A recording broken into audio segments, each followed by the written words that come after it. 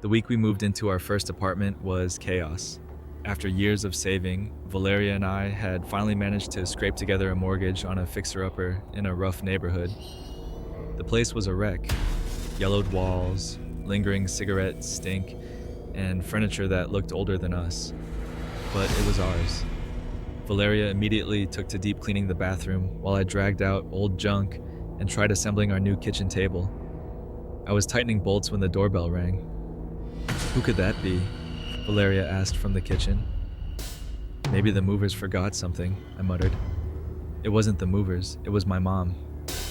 "Jakey, I brought you soup. You look starving." She walked in like she owned the place, dropped the bag in the kitchen, and frowned as she scanned the apartment. "This place is filthy. Has Valeria even started cooking yet?" "Hi, Mrs. Thompson," Valeria said from the hallway, clearly biting her tongue. Tension settled in immediately. My mom and Valeria were like flint and steel, always one spark away from combustion. "Mom, why don't we talk outside for a second?" I said, steering her to the hallway. "Jake, now that you own this place, are you sure about her?" "You could do better. She's not wife material." "I love her, Mom. We've been together 3 years." She scoffed. "Love doesn't cook dinner." I shut the door behind her, heart pounding. Over the next 2 weeks, we transformed the place. Painted walls, new lighting, decent furniture. Valeria suggested a small housewarming party. Her parents, a few close friends, and, after some convincing, my mom. "She'll ruin it," Valeria warned. "Just try to ignore her," I pleaded. "Please." We decorated the kitchen with string lights, ordered food, even baked a pie. Our friends arrived first, then Valeria's parents with a microwave. Bless them. Then came the dreaded knock. My mom, smiling brightly, holding a gift box. "For Valeria," she said. Inside was a porcelain ballerina, maybe 6 inches tall. Pale blue dress, en pointe, on a wooden base, with a tiny silver winding key. "Thank you," Valeria said cautiously. "It's not just a decoration," my mom said. "It's a symbol. Grace, balance, beauty." I waited for a jab, but it never came. In fact, they talked like civilized people. For the first time, I thought maybe they were moving on. The next morning, sun blasted through our curtainless windows. I stumbled into the kitchen where Valeria was already brewing coffee. "Who gave us that ballerina again?" I asked. "Vicky did. She always gives useful gifts," she said with a smile. I chuckled at the sarcasm, but let it go.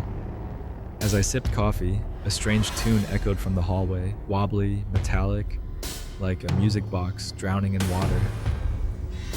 I peeked out. Valeria stood beside the bookshelf, watching the ballerina spin. "Creepy soundtrack for morning," I joked. "I kind of like it," she said, mesmerized. The figurine twirled slowly to its broken melody. Its blank eyes stared forward. That was the last peaceful morning we had. That night, we went to bed early. We were still exhausted from the move and the housewarming. I drifted off quickly, but sometime in the middle of the night, I felt Valeria shaking my shoulder.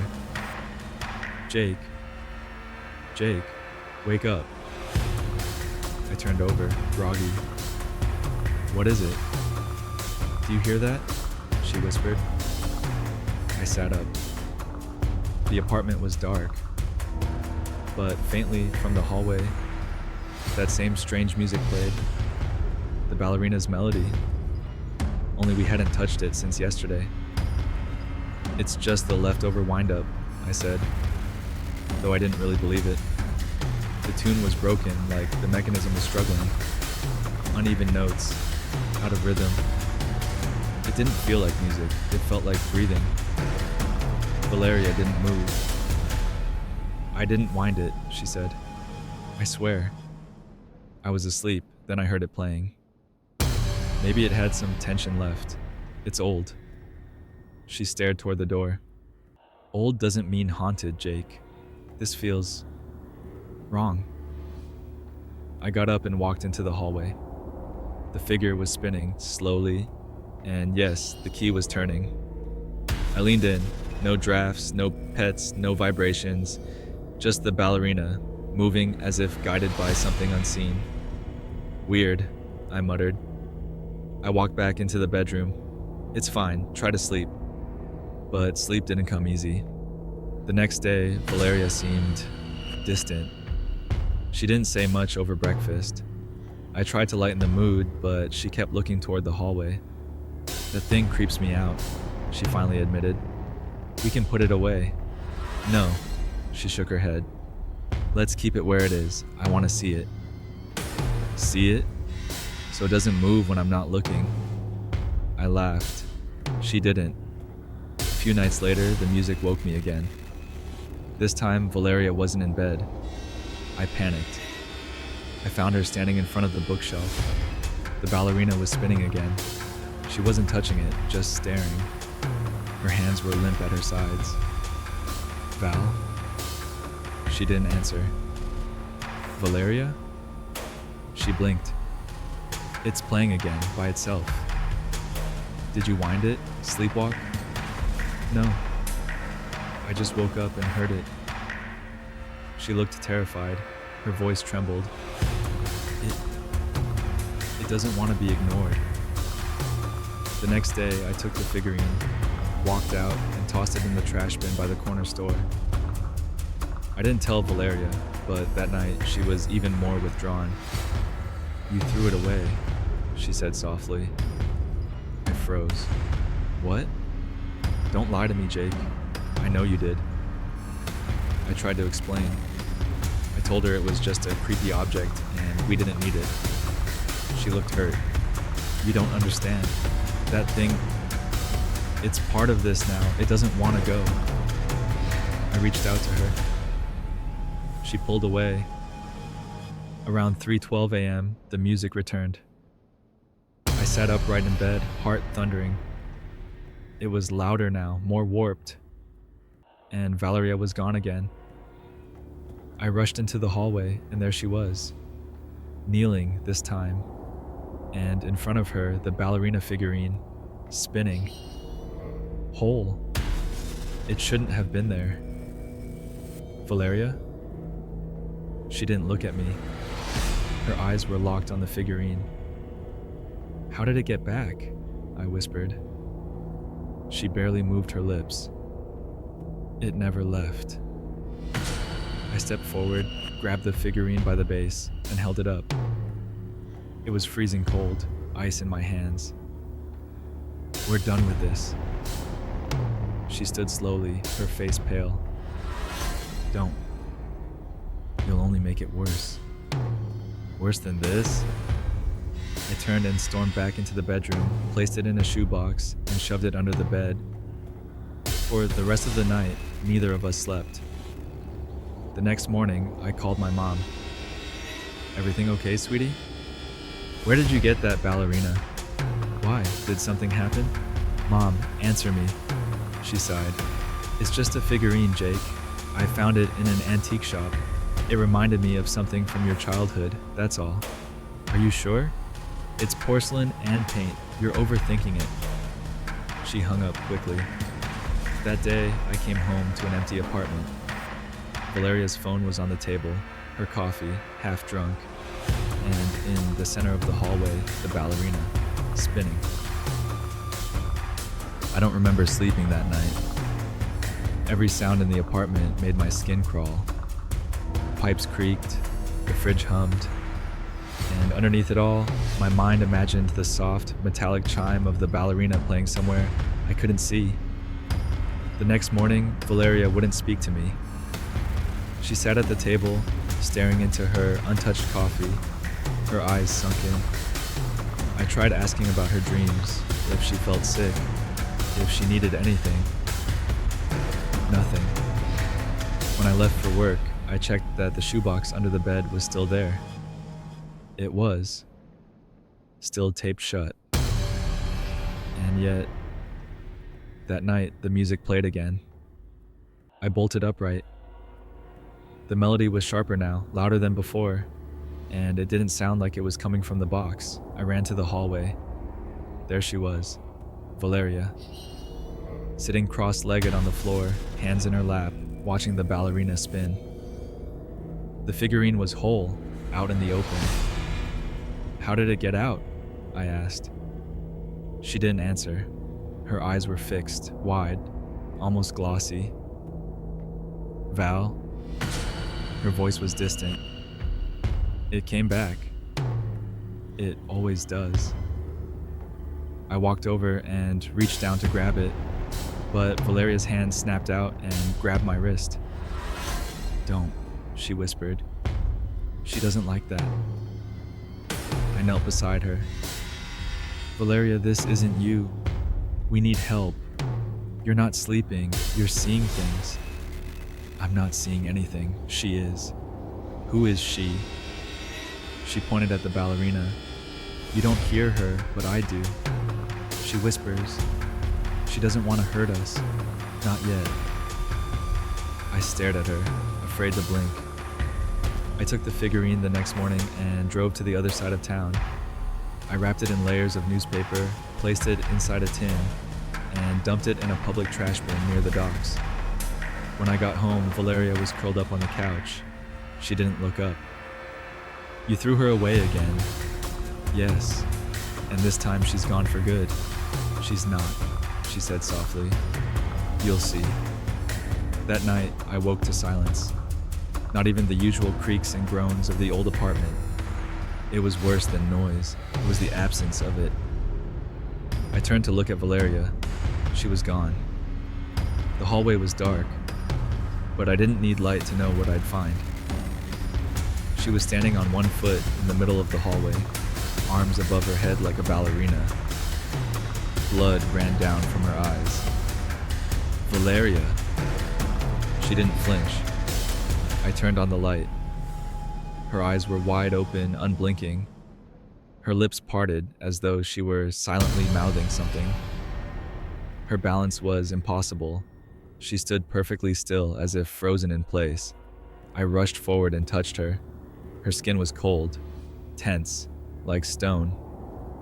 She collapsed in my arms, unconscious, limp. I screamed her name, slapped her cheeks. Nothing. I called 911. The paramedics arrived quickly. She was breathing, but barely. Her pulse weak. They said she might be having a seizure, or some sort of catatonic episode.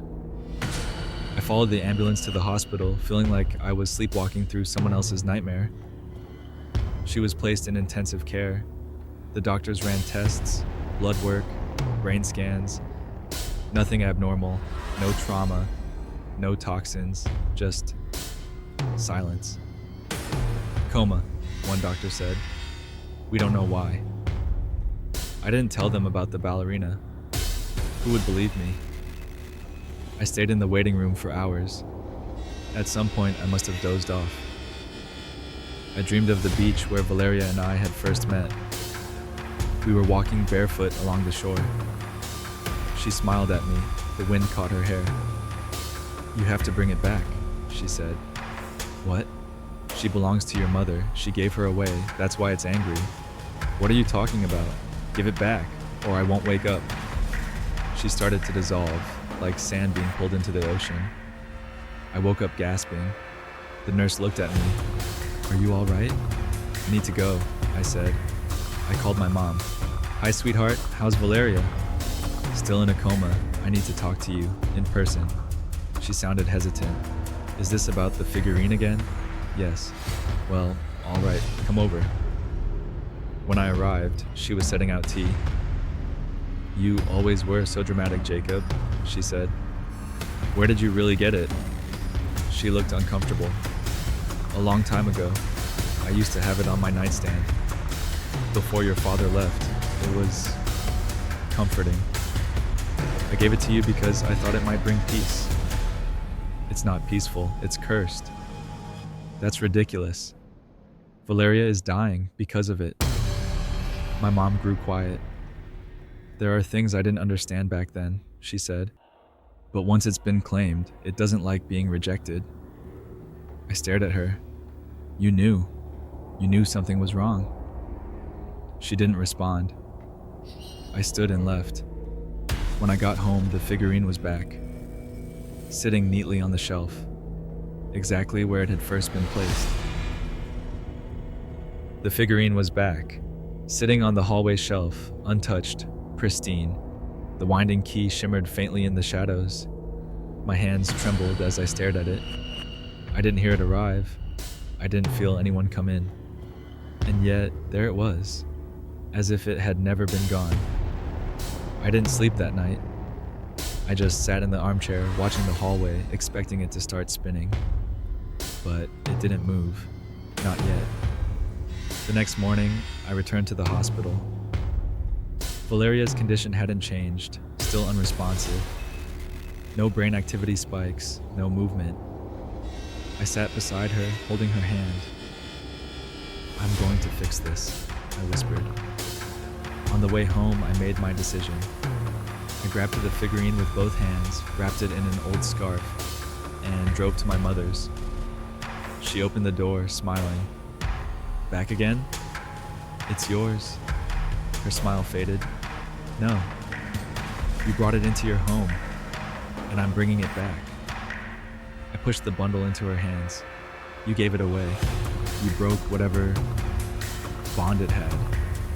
It wants to be with you. She looked down at it, frowning. I thought it would bring harmony. I thought Valeria would understand it. It doesn't want to be understood. It wants to be obeyed, like. I turned and left before she could say another word. The night, I dreamt of Valeria again. She was standing on the shore in her white dress, just like before. But this time, the beach was dark. The sky red and roiling with smoke. She looked older, weaker.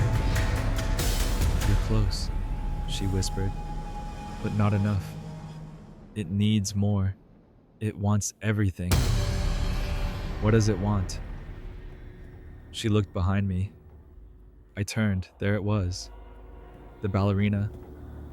Full-sized, life-sized, spinning, arms raised, and blood pouring from its eyes.